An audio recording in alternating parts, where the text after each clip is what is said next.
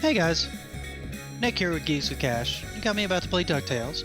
Part of the reason I'm playing it is because it got me musing about digital rights management and media, and how much do we own it and how much do we lease it, right? Because part of really what's going on today is more and more things are being pulled off the stores as license agreements go away with different companies and things like that. While before there was always physical media around that you could go and you could pick up a copy, which this is kind of one of them. I mean, this was released physically a couple times.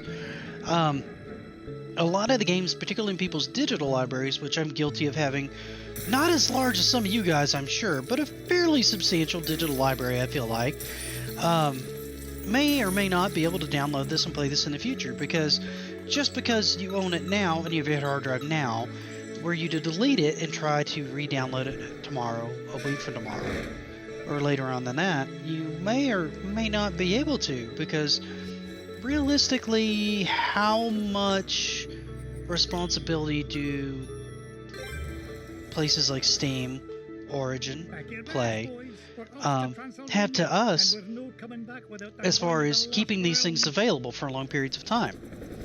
I'm sure there's some sort of agreement on it for at least a certain period, but there comes a point in every game's life of technical debt, or any software's life of technical debt, of how much worth you get out of having the game on your server versus the value something else could get you that you're actively selling.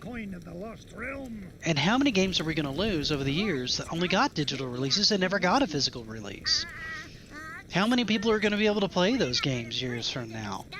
I mean, people go back and play retro games all the time now, from like the 8-bit era and the 16-bit era and the PlayStation era and all those, and they pick up the disc and get an old console and get it working and pop it in and play it again. But the era we're in now, where does a lot of this stuff go? And how, with all the updates and everything like that, how much do they really resemble the original game? WoW is as bad as anything. Now they're bringing back Classic with all the technical issues and things like that I had, but WoW for the longest time was a totally alien game to the people who started playing it in vanilla. I mean, it had changed so much over the years and been updated and balanced and rebalanced and made into something completely new and different. So you'll never really get that original experience again. And how much of that translates to what we're doing now? I mean, it happens. It happens more than you like to admit. But if you wonder why I keep stopping, my controller keeps dying me, I think it needs to be charged.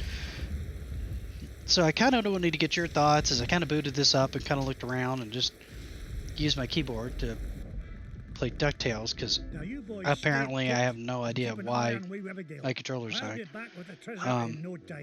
And see what you guys think as far as the whole topic goes. I mean, how much do you really own the games? How much do you really own the latest SimCity? Because you got to stay logged in all the time for that, because it's DRM.